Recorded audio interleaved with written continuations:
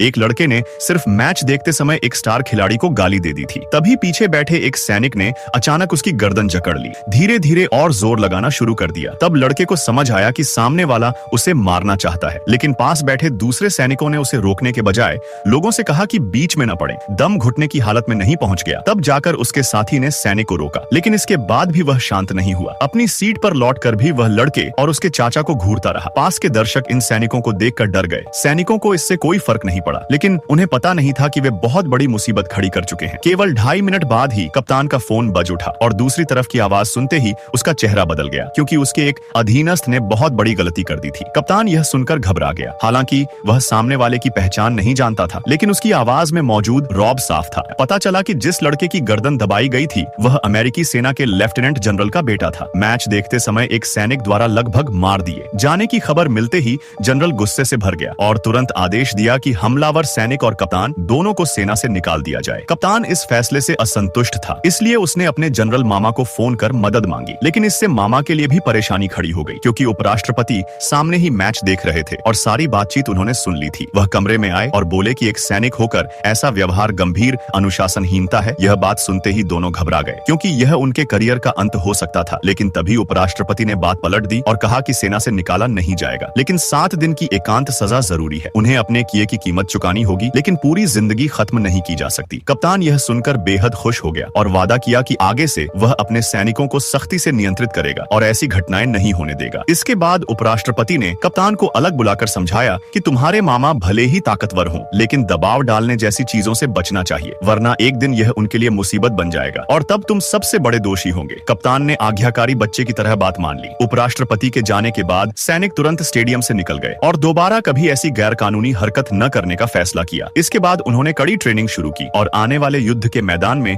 देश के लिए अपना सर्वश्रेष्ठ देने की तैयारी करने लगे। अगर वीडियो का पार्ट 2 चाहिए तो लाइक एंड सब्सक्राइब जरूर करें।